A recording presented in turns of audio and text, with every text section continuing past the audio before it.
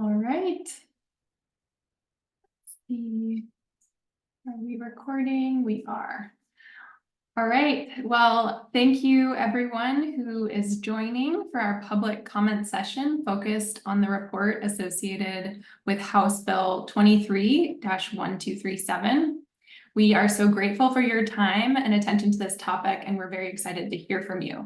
So before I introduce myself, I want to have Andrea Stedman-Seiko, who will be interpreting this session today in Spanish, share a statement on language justice and how to listen to this session in Spanish as well as English today. So go ahead, Andrea. Thank you. Good evening, everybody. My name is Andrea. I'm here with the Community Language Cooperative. Joining me is my colleague Gisela. And today we're going to be providing simultaneous interpretation in English and in Spanish and in American Sign Language so that we can practice language justice and everybody can communicate in the language of their heart or how they feel more comfortable. Once we turn on the interpretation, you're going to see a globe that is going to come up at the bottom of your screen. If you're on your phone or tablet, you're going to see 3 little dots or where it says more. Please make sure that you click there, either the globe or the 3 little dots, and select your preferred language. If you are bilingual, I apologize. If you're bilingual in English and in Spanish, you don't have to select a language, and you can always speak in whichever of those two you feel more comfortable. Please remember to speak at a conversational pace, remain muted when you're not speaking, and speak close to your microphone when it's your turn to speak. Hola a todos, mi nombre es Andrea, estoy aquí con mi colega Gisela y hoy estamos aquí porque vamos a practicar la justicia del lenguaje. Tendremos interpretación simultánea en inglés, en español y en lenguaje de señas americano. En algunos segundos vamos a aprender la interpretación y ustedes van a ver un globo que va a aparecer en la parte inferior de su pantalla donde van a poder seleccionar su idioma. Si están en su teléfono o en su tableta van a ver 3 punticos donde dice más y ahí van a poder seleccionarlo. Recuerden hablar un paso conversacional, mantenerse en silencio cuando no estén hablando y hablar muy cerca a su micrófono cuando sea su turno de hablar. Y si son bilingües en inglés y en español, pueden hablar en cualquiera de los dos y no tienen que seleccionar ningún idioma. Thank you, and we can begin interpretation now. Okay, I just hit start. So if you want to go ahead and select your language preference, you can. And also I want to point out we have 2 American Sign Language interpreters here, and they will be switching off every 15 minutes or so. And if you would like to have them pinned, they should be spotlit, but if you want to pin, there's 3 dots next to their name or image, and you can go ahead and pin that on your personal computer. Additionally, I want to say in an effort to make this session as accessible as possible, please keep your video off and stay muted when you're not speaking. And we're going to ask that you limit the use of the chat as it can cause issues for screen readers. But you can send direct messages to myself or Mary or Melissa who are on here. And you can also share comments verbally or during our online session or through our online form. And I believe I already mentioned we're recording, but this recording will be available online next week. So my name is Carson McPherson-Kretzky, and I'm a research associate at the Natural Hazards Center at the University of Colorado Boulder, and also the lead on this project. I am joined by 2 others who will introduce themselves in a moment. So the purpose of this session is really to share some of the findings of the report we recently created and gather feedback on the report focused on language and disability access for emergency alerts in Colorado. We plan to incorporate the feedback that's shared today and also in the earlier session that we had into the final draft of the report that will be due January 8th, 2024.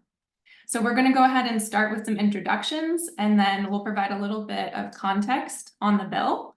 And then we'll go into the report and give an overview of the findings and recommendations. And then we'll have about 35 minutes or so to hear from you. And that's really the purpose of this session. So we hope you will join us in that. Oops. All right, so now we're going to go ahead and introduce the rest of our team members. So Mary, would you please start? Hello, everyone. My name is Mary Angelica Painter, and I'm a research associate for the Natural Hazards Center. I am part of this team because I specialize in understanding social vulnerability, natural hazards, and government politics and policy. Thank you all for being here. Thank you, Mary. Melissa? Hi, everyone. My name is Melissa, and I am a research assistant at the Natural Hazard Center. My work broadly covers social vulnerability and vulnerable populations and disaster recovery.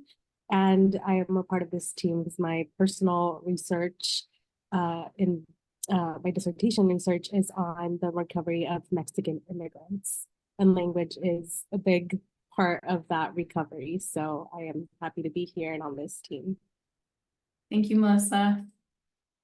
I now want to introduce Representative Elizabeth Velasco, who is the main bill sponsor for the bill that brought this research out.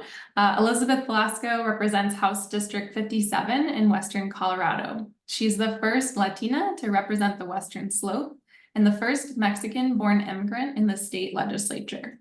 Before getting elected, she ran an interpretation and translation agency for almost 10 years and became a wildland firefighter and public information officer. Language access and emergency response is one of her top priorities, and House Bill 23-1237 is the first step towards modernizing Colorado's emergency response to include multiple languages. Representative Velasco, go ahead. Thank you. Thank you so much. I want to welcome everyone. Thank you for your feedback. Thank you for engaging in this conversation today. Very excited for all the work that is being done by the University of Colorado Boulder. And as you know, if you're in the language justice and accessibility space, we know that there's many barriers of access.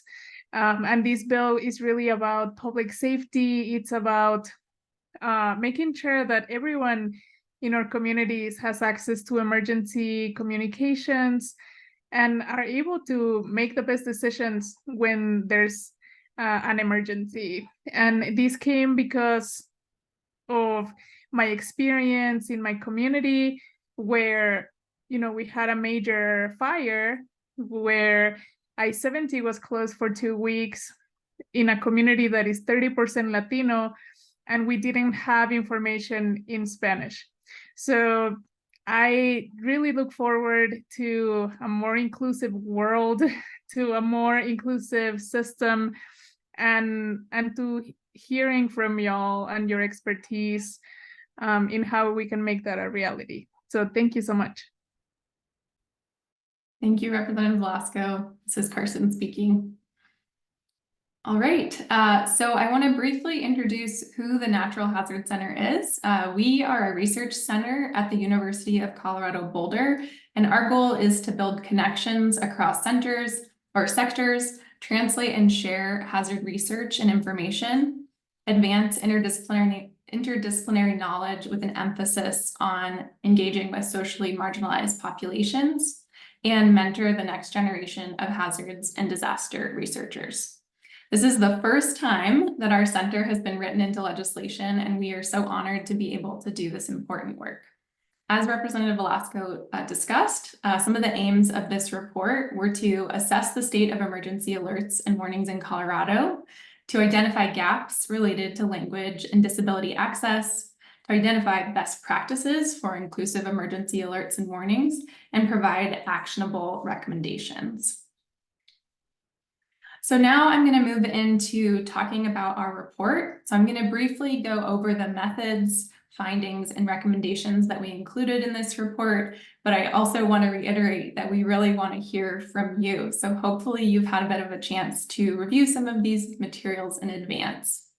Before I dive in, I want to say a quick note on some language that I will be using. So when I say the term emergency alerts, I'm referring to any notification, message, or warning that is intended to provide emergency information to individuals who are at risk.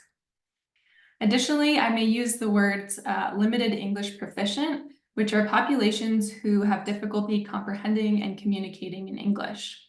And according to the census, there are 250,000 people who fall in this category in Colorado, and almost 900,000 who speak a language other than English at home. Additionally, when I refer to disabilities, I'm talking about any condition of the body or mind that makes it more difficult for a person with this condition to do certain activities and interact with the world around them. In Colorado, there's about 1 million people who have some sort of disability. In this report, we do focus mostly on populations who are blind, deaf, deafblind, and hard of hearing as it relates to inclusive emergency alerting. All right, on to our methods. So we approached the objectives I spoke of earlier through 3 different ways. The first was a review of literature on language and disability access for alerting. So this included 62 documents to help us understand what are the barriers for alerting for people who have limited English proficiency and people with disabilities, and what are the best practices for inclusive alerting. The types of documents we reviewed were peer-reviewed articles, agency reports, news articles, and other relevant materials.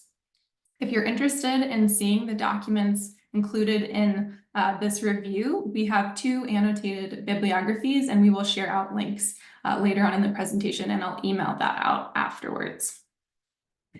We also wanted to gather Colorado-specific information. So to do this, we conducted a survey of emergency response professionals. The survey was sent to 911 offices, emergency managers, sheriffs, public information officers, police officials, and fire officials through agency listservs. We were so excited that we received so many responses. We had 222 people who represented 57 out of the 64 counties in Colorado. We also held 18 partner meetings with 36 people from community groups, emergency management groups, alerting companies, and more. And these meetings really helped provide some additional context for the survey responses and really help our team better understand the state of alerting in Colorado and some of the experiences that communities are having. So in the coming slides, I'm going to share our main findings as well as the recommendations. Now I'll go through our top 5 findings, but I'm going to dive into each one more specifically. So the first one is that there's a patchwork of alerting systems in Colorado. The second is that there's a high reliance on opt-in systems or systems that require people to sign up in order to receive an alert. The third is that emergency personnel need more resources to improve inclusive alerting practices. The fourth is that planning for language and disability access is inconsistent across the state. And the fifth was that there are technical and practical limitations that exist really for anyone in Colorado receiving emergency alerts. Now I'm going to go into detail on each of the findings. So the first one is focused on understanding that the alert systems and processes that exist in Colorado are very different depending on which location you're in. So this can hinder developing consistent and inclusive alerts. We discovered in our research that there was really no statewide standards that existed for alerting in Colorado. So each community is left to determine what kind of alerting software, what kinds of procedures, and which authority is going to be the one sending out emergency information. People we interviewed acknowledged that there were both positives and negatives to this approach. Not all communities in Colorado are the same, and so they are going to require different systems. For example, many communities have different language needs, and so approaches are going to have to be responsive to that. And a one-size-fits-all approach is not going to be reasonable for every community. However, we found that this fragmented nature of alerting can make it really hard for communities to share resources and also can limit access to alerts depending on the county that you're living in. We had an example shared where people were developing translated messages, but they couldn't share it across counties because of the software limitations didn't allow for the messaging to be shared. Despite there not being standards, the survey did show that there are 2 or 3 groups who are responsible for the majority of alerting in Colorado. These include emergency telephone service providers such as 911, which often is because they're staffed 24/7.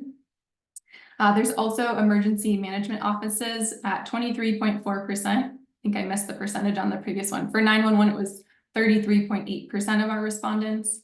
For emergency management offices, it was 23.4%. And then sheriff's offices at 17% of respondents.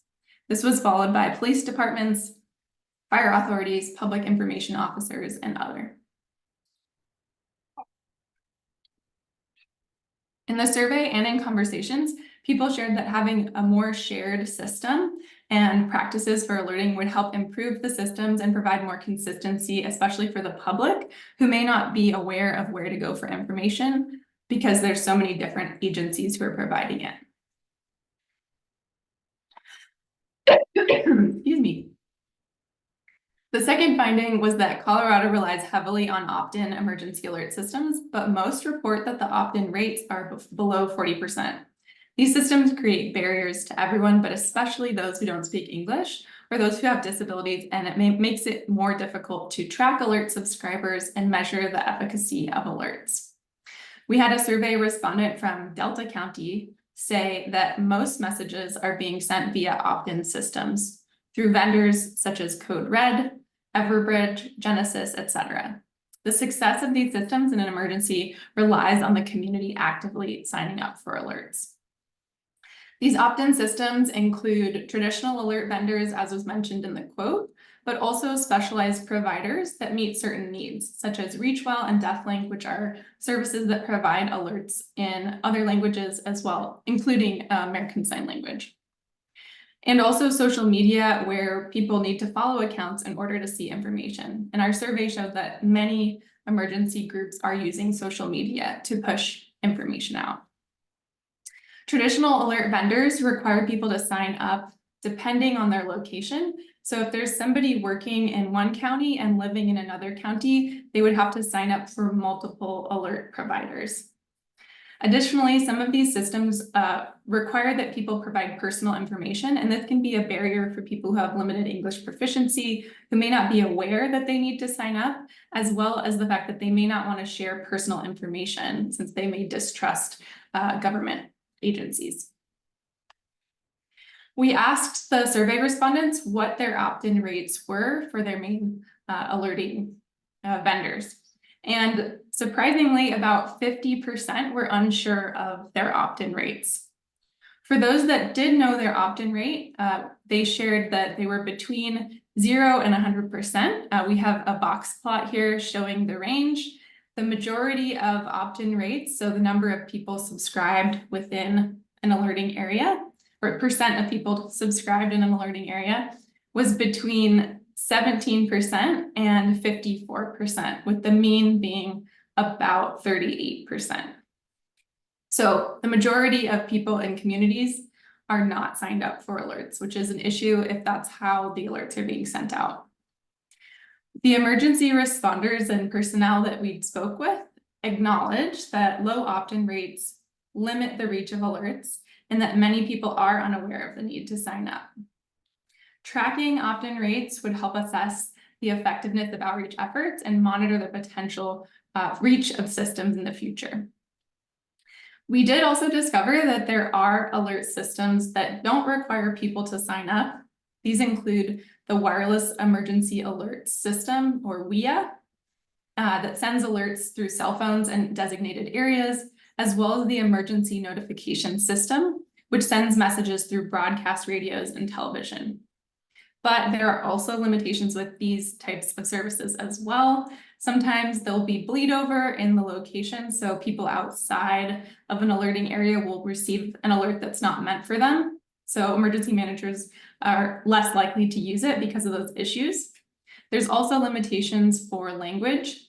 So right now, American Sign Language is not compatible with these systems, and there's technical issues with some of them not allowing certain characters, such as tildes. And some of them are even limited to only 2 languages, so they don't even have options for including other languages. The Federal Communications Commission is working on expanding language access for these systems in the future, but it may be many years. So we found that more outreach is really needed to help populations with limited English proficiency and people with disabilities understand how current systems work and what they need to do to sign up. We found that many emergency response personnel are interested in incorporating systems and practices that would make alerts more inclusive. But They need more guidance, funds, and personnel to adequately update the systems and practices that they have. In interviews, some shared that just providing the basic services was a challenge without adding more systems and responsibilities. This was especially true in rural and underserved jurisdictions. A Gunnison County survey respondent said, "The reality is the expectations do not align with the reality of the capabilities of the software systems and personnel, particularly in rural jurisdictions." We asked what the main resource needs would be for alerting authorities to improve their systems and improve access, and we found that funding was the top need. Here we're showing a bar graph of the percent of respondents that answered for various resources. So the top need at 24% was funding, followed by personnel at 19%, and then training and technology at 18%, and then guidance on best practices at 17%, followed by access to technology, political support, and other. These findings suggest that without proper support, resource barriers will prevent inclusive practices from being adopted. The fourth finding was that implementation for language and disability access is varied and inconsistent across the state.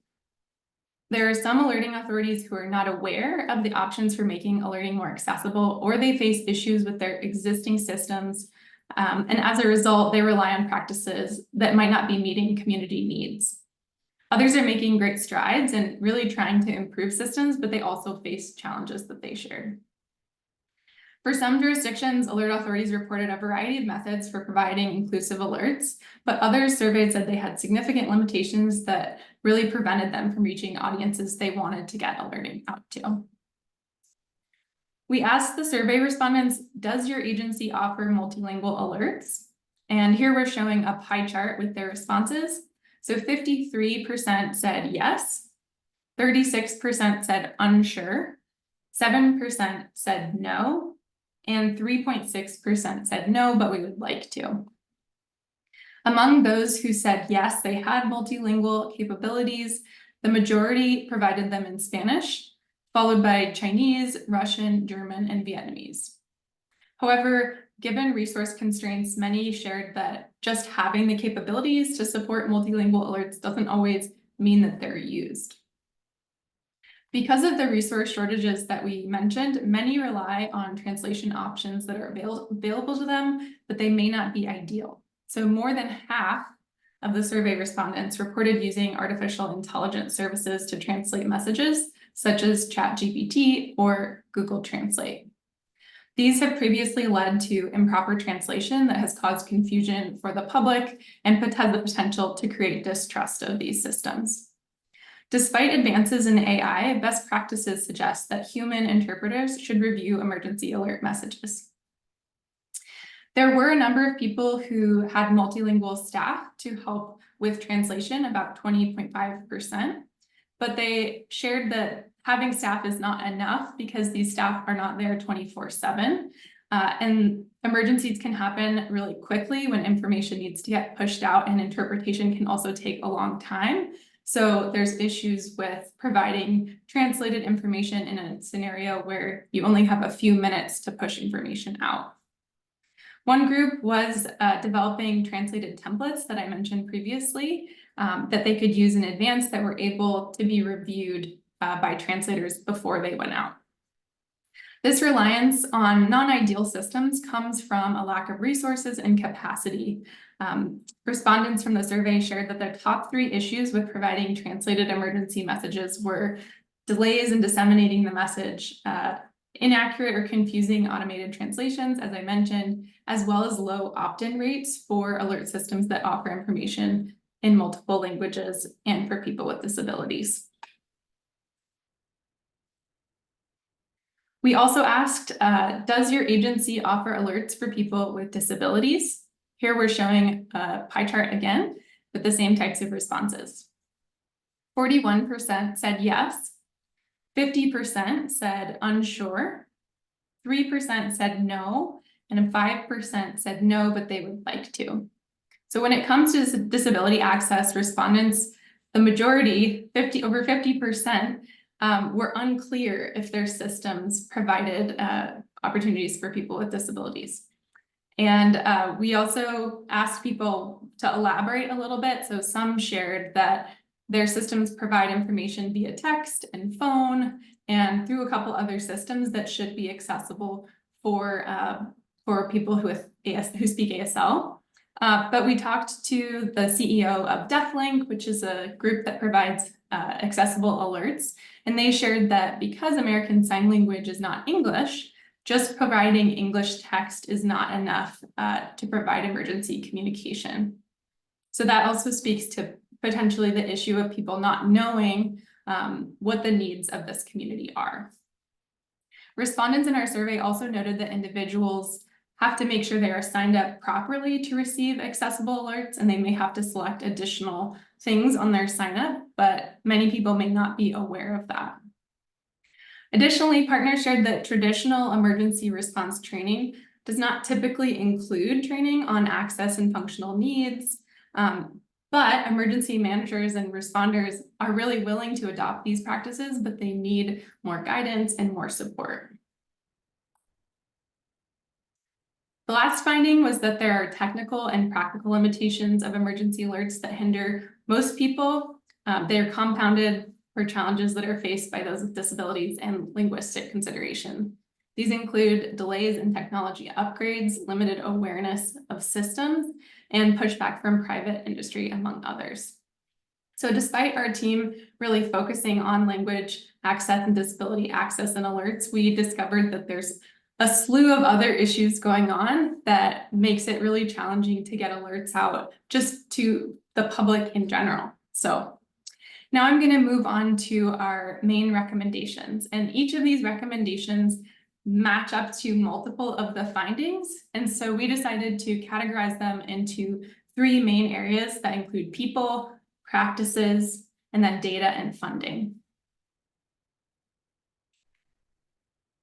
So under people, we recommend that Colorado hire state-level personnel to address language access needs.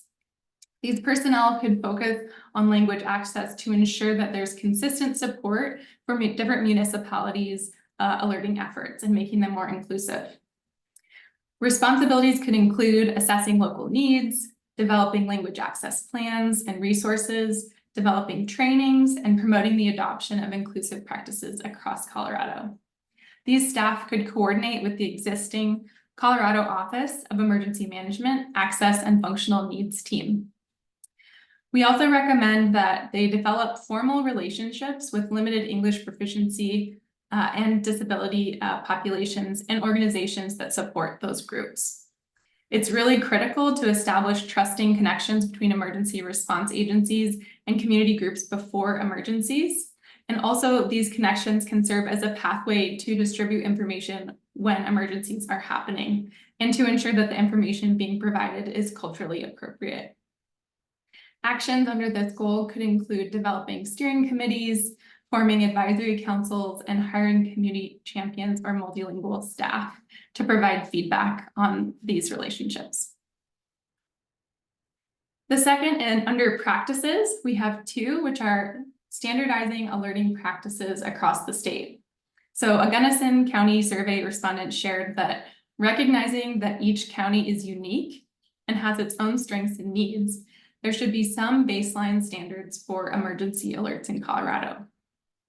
And what we found was that there actually are really great examples of states having statewide systems. And so a next step from this research would be looking into those statewide systems to better understand how they're funded and how they work and how Colorado might adopt them. Developing more statewide standards would ensure consistent language and disability access and reduce barriers for local authorities. Some actions under this recommendation include standardizing who the alert vendor is that people are using, designating who the alerting authorities are, sharing inclusive access materials, as well as tracking opt-in systems across the different alert systems that are in use. The second is creating and distributing language and disability access resources, which also ties into our first recommendation under having staff. So under this one, people could provide more guidance, training, and shared resources for language and disability access across jurisdictions. Actions under this would be including and conducting regular trainings on cultural competency, community needs, technology options, and creating shared resources such as glossaries or translated templates. The final two recommendations are under data and funding. The study uncovered areas where there's really a need for more information. Our team really scratched the surface in terms of understanding inclusive alerting, and we would love to dive a bit deeper and also hear more from the communities themselves. I think in this study, we really had to focus on alert authorities and how information was being distributed, but we'd really like to gather some more information from communities and their understanding of opt-in alerting systems, whether they're using them, how they want information to be delivered, as well as helping understand what are the best practices for implementing some of the recommendations that we provided. The last one is securing funding to support inclusive alerts. We found that unfunded mandates are very unpopular across everyone we spoke with and are unlikely to address these findings. So funding really comes down to helping all of these recommendations. And I think that's somewhere that the person who could be hired could help with thinking about those funding resources. And we also developed a list of funding resources that could be looked into for federal funding that could support some updates to existing alerting. Additionally, given the capacity issues of communities, grant writing assistance may be needed to ensure that Colorado communities can access funds and use them to improve their systems. All right, so now we're going to move on to the comment portion. And since we have limited time today, we may not be able to hear from everyone, although this is a smaller group than before. So we hope to hear from as many as possible. But if you aren't able to submit a comment today, we will definitely be sharing our feedback form, and you can submit written feedback in English or in Spanish through that afterwards. So now I'm going to go ahead and turn it over to Mary, and she's going to facilitate the comment session of the meeting. Hello, everyone. Thank you so much for joining us, and we are looking forward to hearing your comments. I have just a few points of order, I guess you could say, for the comment section.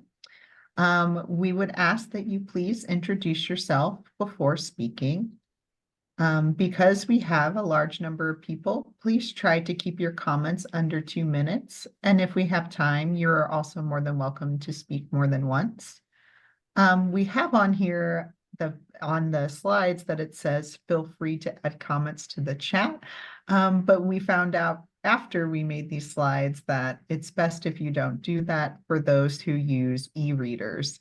So if you do have a comment that you'd rather have me read, you are more than welcome to send me a direct message. We are also wanting to let you know that this is not necessarily a questions and answers session, but we are more looking forward to hearing from you. So we were looking for your suggestions, any stories, or examples you have to improve our report. So we ask that you keep your questions at a minimum. And also, just as a reminder to everyone, since we are using both Spanish interpretation and ASL interpretation, just please speak one at a time and speak slowly. Please remain muted when you are not speaking, and please be sure to be as close to your microphone as you can, as is audibly possible, so we can clearly hear you. And again, please identify yourself beforehand. So with that, I think we're ready to get started. Carson, am I missing anything else? I just shared the prompts for discussion, so if people want to review those. Oh, yeah. Let me read these out loud for everyone. We have some prompts for discussion. You may have brought your own comments, but just in case you need to think a little more about what you'd like to say, we have some questions to help. So our first is, what parts of the written report should we explain or support better where we need more information? What suggestions do you have for resources that should be included in the report? What examples would you like to share that might help support the findings, like your experiences or stories? Is there anything missing, or is there incorrect information? And how do you suggest that we update this information? And then just a general, what else would you like to share? Anything from the Colorado community is welcome in this space. Thank you for that, Karsten. Thank you, Mary. And I'm going to go ahead. This is Carson speaking. I'm going to go ahead and stop sharing so we can see everyone when they turn their videos on. Sure. And this is Mary speaking. If you would like to speak, please feel free to raise your hand and I will call upon you. Thank you, Jill. Please feel free to unmute yourself. Hi, everybody. My name's Jill Pidcock, and I am the Executive Director for the Arc of the Central Mountains in Representative Velasco's backyard. So I'm happy to be here. I was really taken by the statistic that that financially that was the biggest barrier, and the least barrier was getting people to sign up. When my experience is that really getting people to sign up, I mean, it's this perspective, right? So really getting people to sign up and register is tricky. And we've had challenges trying to get people to voluntarily put themselves in systems where they're not sure that they want to be put into systems voluntarily. And so I find that that is has been probably a much bigger barrier than, I mean, I'm sure money is too, but I was surprised to see how shockingly low that percentage point was on your findings, and keeping in mind of who you were working with and getting those findings from. That's just very telltale for me. And by the way, hi Reachwell, I use you all the time and I think it's an amazing platform. Just a little plug for you. This is Mary Angelica. Thank you so much, Jill, for those comments. And I think something else with our partner interviews and the responses we've gotten from open responses from the survey really show that all of those things are tied together, right? But it's very true with who we are surveying. I am unsurprised that funding is top of mind. I really appreciate your comment. Thank you. Robert, Can I add on to that really quickly? This is Carson. Yes, please, Carson. Thank you. I think I totally agree, Jill, with what you were saying. And I think one of the things we heard was that outreach takes funding to do. And so that was maybe where part of that was coming from, was people definitely recognized that the opt-in amounts were low, but they just didn't have capacity to go out into the community and do a lot of outreach to get those opt-in rates higher. And so maybe that's also one explanation for that finding. Thank you. Thank you, Carson. This is Mary Angelica again. Robert, I think I have you next up. Okay, can you hear me? I can Okay. hear you. My test of my mic did not work when I first signed on, so I'm glad to know you can hear me. Thank you. Thank you for the opportunity to speak. My name is Robert Sett. I'm president of the Colorado Interpreters and Translators Association. We're a group known as CITA, C-I-T-A. And I'm also a board member of the American Translators Association. And I've been working as a professional translator and interpreter for nearly 35 years. And I'm a resident of Denver, Colorado, of course. I wanted to make a comment today that language access for residents of Colorado is a crucial concern in many arenas, such as public education, the courts and the justice system, healthcare, and of course, public safety and emergency alert systems, as we're discussing today. As we've seen in natural disasters that have struck Colorado in recent years, minutes or even seconds may make the difference between life or death, or serious bodily injury, or the difference between the ability to save precious family documents, heirlooms, or beloved pets. For so many of our members of our communities, if English is not a primary language, access to accurate, timely, and quality messaging in the family's first language is critically important. And sometimes, as happens particularly in Denver, many households do not have a common language or a usual language like Spanish or German or French. Many of the languages represented in the Denver or Aurora Population Center are African languages or Middle Eastern languages, or what we refer to as languages of limited diffusion. And it's really important to include those languages in any language access policy or system that is developed, even though they may represent what seems like a tiny percentage of the overall state population. And as an additional comment, language access without quality language access is really not that helpful. As I know Representative Velasco is aware, requiring independent certification when it's available is very important. And I know many of her colleagues are aware of this as well. And also, as Carson mentioned, AI in the language industry, the language services industry, we are aware that it's not really a source of quality language access. ChatGPT, Google Translate, other services, these are not standalone services that are ready for prime time and ready to be used independently without human verification. So lastly, and I know in a sense I'm preaching to the choir here, but we don't want to force people with limited English proficiency to rely on friends, family members, or even their children to understand public safety messaging. That's not a sufficient or reliable solution to this problem, and I'm glad to see that the Colorado infrastructure or state legislature certainly and the government is aware of this and has created this initiative to recognize that issue and to set our great state on the path towards being more language inclusive in our approach to these critical public safety matters.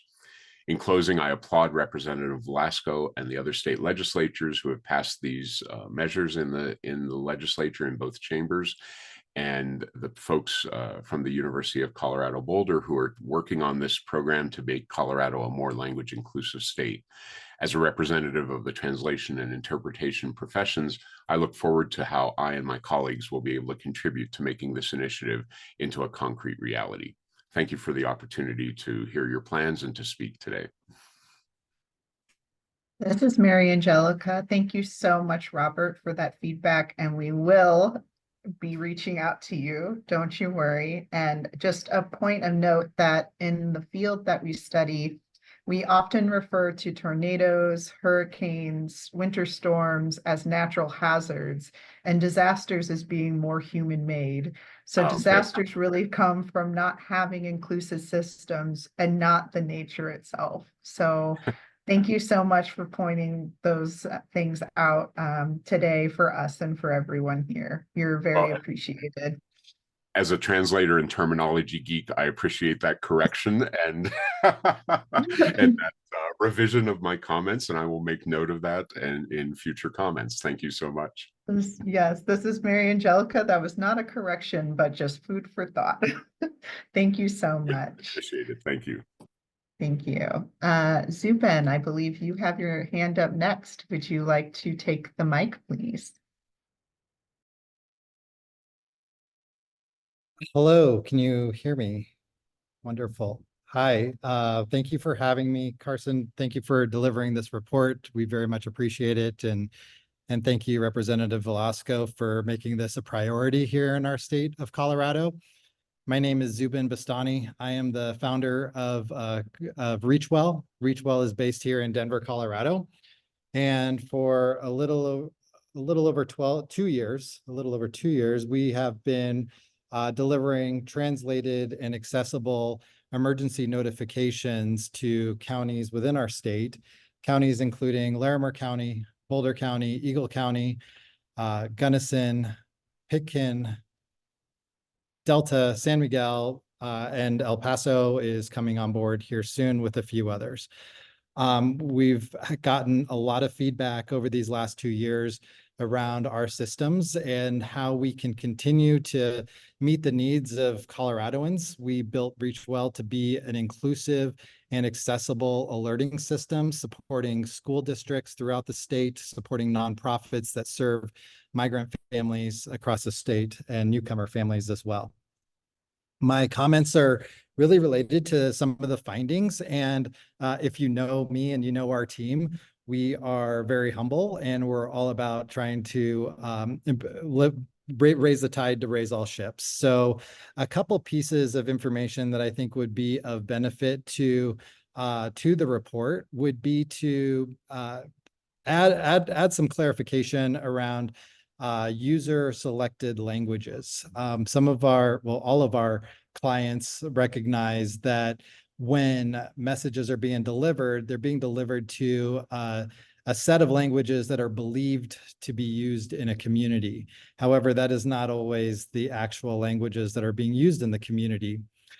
Because of these learnings, we've designed our platform to allow users to choose their own language, and then we go back and advise our clients and our counties on what those languages are that are being selected in their county.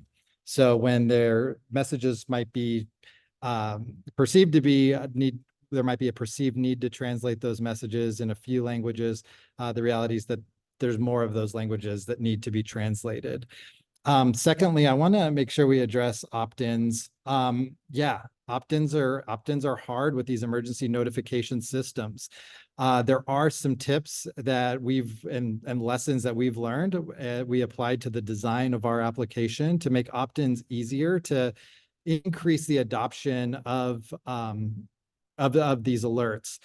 Some of those include addressing privacy issues, as there's high levels of distrust in government, there's undocumented families, and many of the existing opt-in tools require the sharing of a lot of personal identifiable information. Secondly, we want to make opt-ins easier by having lower technical requirements. So making sure that phone numbers, email addresses are not required, and that data does not have to be collected in order to deliver life-saving information. Also making sure that messages are not only translated into the languages, but that messages can be read to the families in the languages that they need is another way to increase those opt-ins. Last point about the opt-ins that we've discovered as well is that when an agency is trying to drive opt-ins or trying to drive adoption of any sort of alerting system on their own, it's difficult, right? These are agencies, they have badges. There's a lot of distrust in government from documented, undocumented, migrant residents here in our state. So making sure that the agencies are partnered through a network of trusted messengers is a phenomenal way to rapidly capture opt-ins, like we're doing in Pitkin County, where we're connected with school systems and nonprofits to drive those emergency alert systems to members of those other communities. Last couple of pieces that I wanted to share, and then I'll hang up the mic, is regarding the standardization practices. There are maybe about a half a dozen that we know of emergency notification systems in practice here in Colorado today. They are all utilized differently. They all require different levels of training, and displacing those to adopt a single platform will be extremely difficult. However, there are options here to bring standardization and practices without requiring additional effort on those dispatch operators, where seconds equal lives. So ReachWell's developed a way to integrate all of these different systems to deliver accessible, inclusive alerts. And so looking to platforms that can integrate all of these different systems would be a recommended best practice up to the state. So I thank you so much for your time, and are here to always be a resource to the state to protect our families here. This is Mary Angelica. Thank you, Zubin. It's nice to hear from you, and we really appreciate your comments. Carson, I don't know if you have anything to add to what Zubin has said. Sure. I mean, thank you so much, Zubin, for sharing. And I think what our team discovered is just how complex the systems are here. And there's really no one answer that's going to solve all of the things, which I know you are totally aware of. And so I think it's going to require some creative problem solving and working with communities and really thinking about that. I know your group is doing a lot of that already. So I just want to say thank you for what you guys do and for sharing those thoughts with us. Thank you. Yes. Thank you again. This is Mary Angelica. Monica, I believe you have your hand raised. Would you like to Yes. come off mute? Yes. Can you hear me? Yes, ma'am, we can. Thank you. Great. Thank you. This is Monica Weber. I'm with the Office of Disaster Management, and I'm a coordinator there. And I work primarily with our community preparedness component. So the portion that you all talked about, some of the outreach pieces that really resonate, some challenges there. But to share a couple examples and just resources that we use ReachWell currently, and that's been a big help for us, as Zubin mentioned, of getting folks where there might be barriers and having to share personal information, because we see that quite a bit in our community, and that resistance or hesitancy to have to share and sign up. And then additionally, just in some of the consistency components, we have our dispatchers and communication centers be the folks that send alerts out, and that really helps from a consistency standpoint. They use the Maletti model for the language and just content that's used in the alerts, and I think that would be a great thing to see statewide, to have that kind of standardization, and then just also helps with the speeds because they've built templates out to be able to do that. And I think that's something we've partners of ours that work in the disability space, especially for folks that might need a little bit of extra time to mobilize, that time is super, super critical and getting things out at that warning phase in the model that we use. So I think there's that. And then another thing that we've done as a county is predetermined alerting areas, or polygons, as we call them internally. And I think that that's something that ties into the alerting systems, just because that allows for our first responders, as they're sizing things up in the field, to be able to much more quickly get that information out to our populations that need it, and potentially to allow more time for human eyes to review things if it's an incident type that does allow time for that review. So those are just a couple of comments there. I think the findings that you all have are really great too, and underscore the need that was already mentioned of having that funding to outreach, because I think that's where I see a big gap as well, is we can't get people to sign up if they don't know that a sign up process or even alerts exist in their community. And so really being able to put funding or staffing towards that. But thank you for this opportunity. That is all of my comments. But thank you for listening. Thank you, Monica. This is Carson speaking. I just wanted to add on to your comment about the Maletti framework, which, just if for those of you who may not be aware, Dennis Maletti was a disaster researcher and former director of the Natural Hazard Center. So he developed a model that basically includes all of these key components that should be in a message that will help people understand their risk and what they should do about it. And so that is included in the report. And also there's been a lot of work by Janine Sutton, Dr. Janine Sutton, or Jeanette Sutton, excuse me, in this space. And she's been working, her and her team have been working with FEMA, the Federal Emergency Management Agency, to develop a tool that basically allows emergency managers to go in and develop a message that contains all of those components. So that's not out yet, but it will be soon. And that's a resource that, that we do point to in one of the footnotes in the report, but just wanted to share that for folks on the call if they weren't aware of that. Thank you, Carson. This is Mary Angelica again. We don't have anyone with their hand raised, and we don't have any written questions right now. So I was wondering, I recognize some familiar names in the participant list. I see you, Jennifer Kirkland, and I see you, Daryl. And I was wondering if either of you wanted to come off mute and maybe talk about specific 911 operations experiences, or if anybody has any experiences around visitors specifically. We have been talking a lot about signing up for apps, which is one situation if you live in Colorado, but unlike where I'm from, Missouri, no one comes there. A lot of people come to Colorado all the time. So I would also be curious if anyone has any feedback on visitor, any experiences with visitors. And I see you, Jennifer. Hello, how are you? Good evening, everybody. This is Jennifer. Thanks so much. And I just first want to compliment you and your team on a really well-drafted report. I was really impressed with the breadth and the depth, so thank you for that. in terms of 911, I specifically felt like you captured the challenges that 911 centers have in putting out alerts, and especially accessible and inclusive alerts. Not every 911 center or emergency management team has pre-built alerts. Those can help when those minutes count. So that's a best practice. I think that your recommendation for training on building inclusive alerts is excellent, but I think recognizing that the 911 center is sometimes the best place for those alerts to go out, but not always the best place for those alerts to be built, especially when they are fielding the calls still and fielding other calls that have nothing to do with the emergency event. It becomes very challenging to put any alert out at all.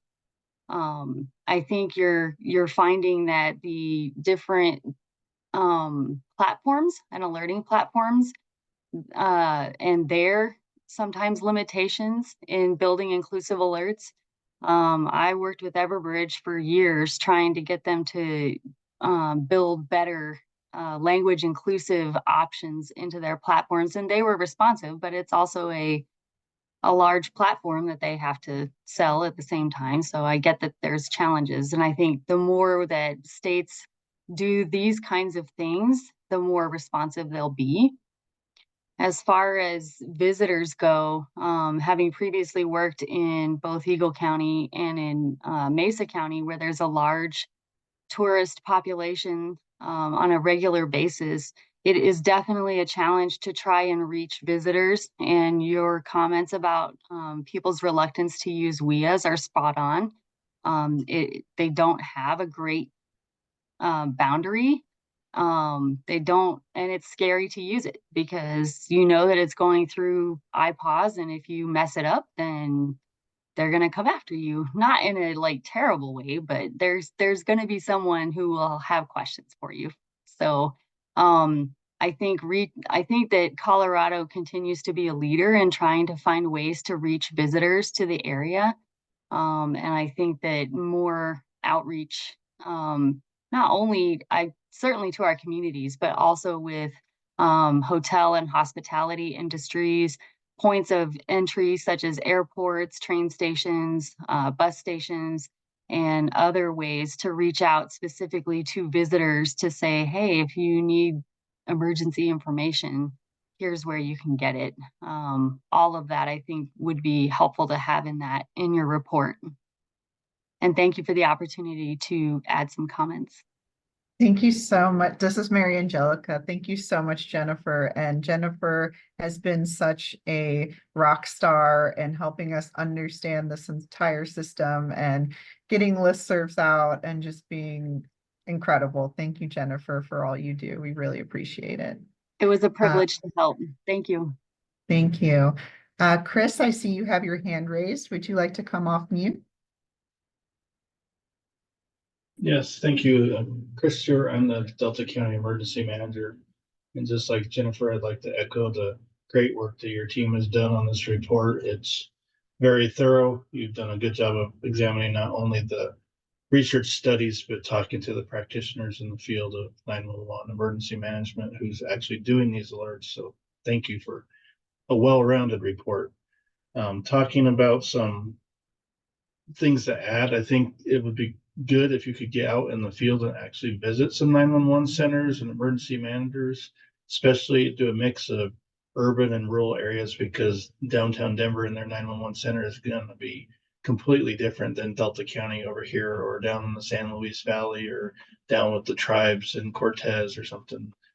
The resources and all the different hats that dispatchers and emergency managers in rural areas are wearing in the middle of a disaster response would give you a more rounded appreciation for alerts, I think. Another thing that we deal with as emergency managers, and I don't think was addressed in the report, is the public perception of how emergency alerts work, I think is a big challenge for us. They think that the alerts like follow them everywhere they go. Well, I got a cell phone and I got GPS location on my device, that it's like a location service, and that if I'm at the mall, it automatically knows I'm at the mall, and that's where I'm going to get the alert. And it's these opt-in systems rely on a registered address. And if that address falls within the polygon, then you get the alert. But if you're not within that polygon, you don't get the alert. So how we convey that to the public is a major challenge, especially in rural areas. And we can't use iPause for every shelter in place, gas leak, anything that we'd use an emergency alert system for, especially in rural areas. A challenge with iPause has been bleed over. I think that was mentioned in your report. We used iPause for a fire in Uray County, which is here in the same region that I'm in. The standard that FEMA is shooting for is like no more than a 1/4 mile bleed over. And it was like 10-mile bleed over for people that got the alert. There was people in San Miguel County all the way down the city of Montrose that got the alert instead of people just in the Uray area. Also during COVID, one of the counties north of I-70, I believe it was Routt County, had put out an EAS message over radio for the stay-at-home order.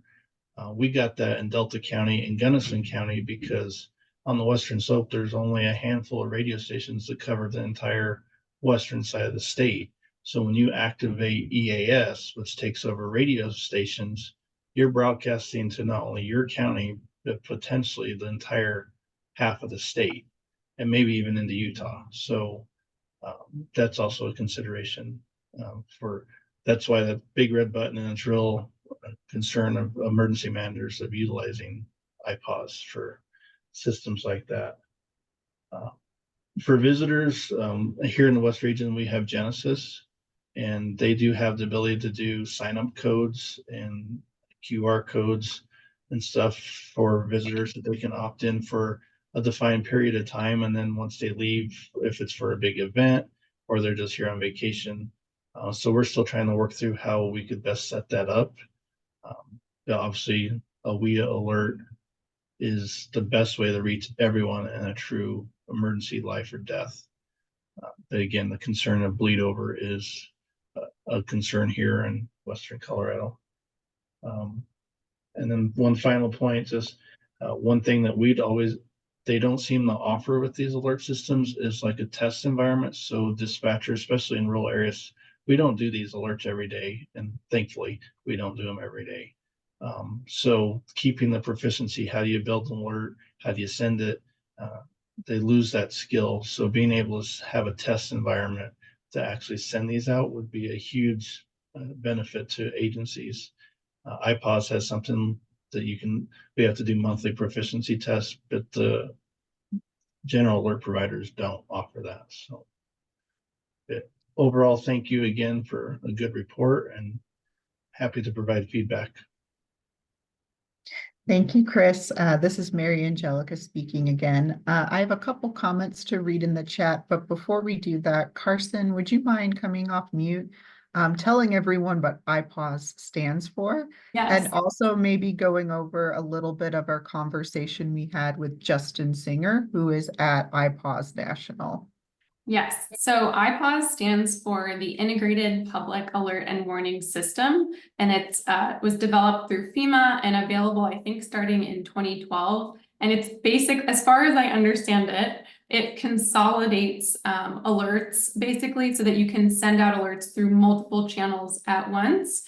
This includes the wireless emergency alerts, also known as WIAs, which are the ones that go out to cell phones through cell towers.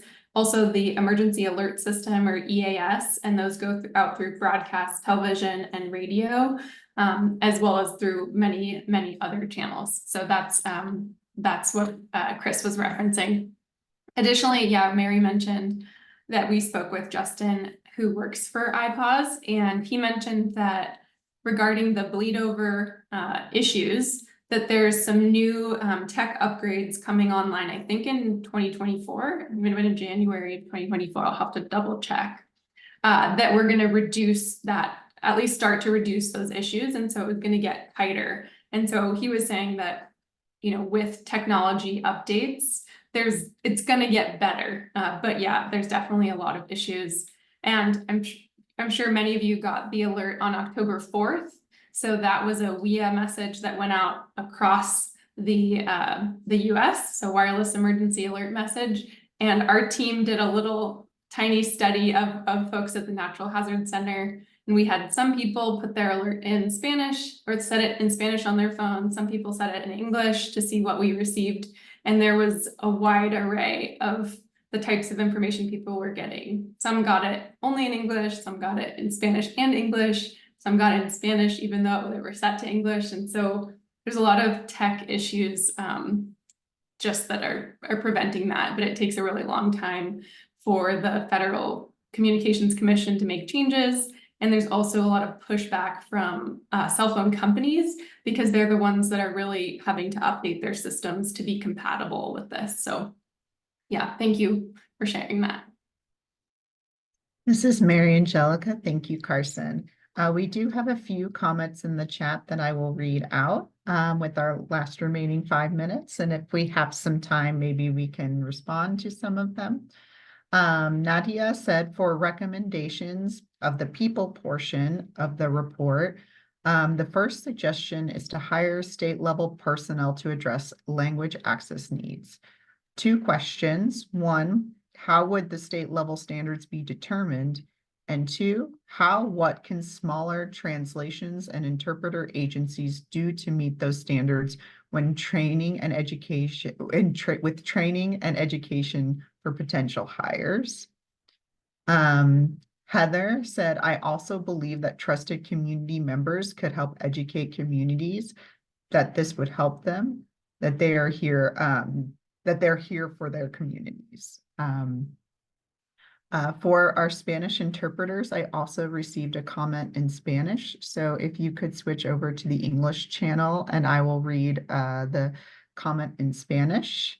So give me a thumbs up when you're ready.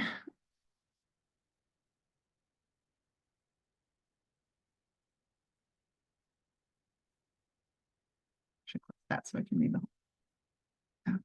So, invertir en recursos humanos, como también en entrenar a promotoras, CHW, navegadores y líderes bilingües pueden jugar un rol importante para enseñar de una manera culturalmente conveniente a grupos en su comunidad.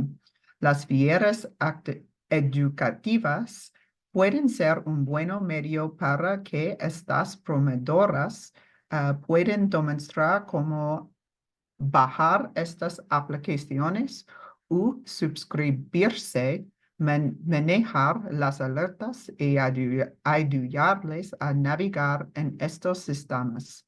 Las varias tecnologías en la comunidad latina, en especial en áreas remotas y rurales, es un gran desafío. Esto es de suma importancia y necesitamos crear estos hábitos de alertas y demostrar que son beneficios vitales. All right. Thank you for that comment, Heather. And just from reading that, we have read a lot in our literature about promotoras, which are community leaders that provide I guess, community communication during emergencies, which comes from the public health background.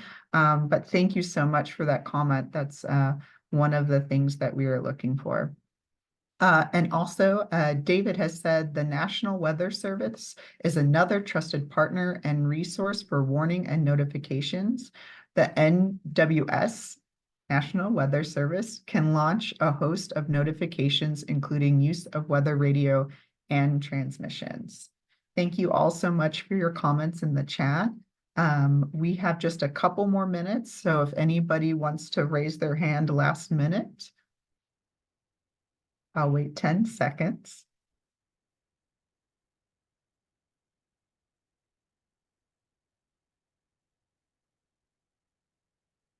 This is almost perfectly on time. Carson, would you like to close us out for this evening? Sure. This is Carson speaking. Thank you so much, Mary, for leading that session, and thank you to everybody who shared tonight. I know we didn't hear from everyone, so if others on the call want to share anything else, we would really love to hear your thoughts and comments. We will be spending next week incorporating all of these in the final report. So I want to again close with thanks just to everyone who is here tonight. Thank you for taking your time to be here in the evening to provide comment on this important topic. I also want to give a huge thank you to our interpreters, both the American Sign Language and Spanish interpreters that we had here tonight. We're so grateful for you all for being here. And I also want to say thank you to the dozens of individuals who made this research possible. Special thanks to Representative Velasco, Mickey Trost, Jennifer Kirkland, Gary Breeze, and Cheryl Garcia, who provided a lot of project support and guidance, as well as the Natural Hazard Center staff for providing review and assistance throughout, and the emergency response personnel of Colorado who gave their limited time to respond to our survey and have spent their lives in the service to their communities. And I also want to say a huge thank you to Mary and Melissa, who I could not have done this without. They've been just such a rock star team to work with, and we've really enjoyed learning so much about emergency alerts here in Colorado, and we hope we can continue to do more research in this space. So thank you all for being here, and we will be sending an email after this with some additional links and information to our project page where more information will be posted. The recording from tonight will also be posted, and then there'll be some other information in there as well. So thank you so much, and please reach out if you have any questions or comments after this meeting. Thank you.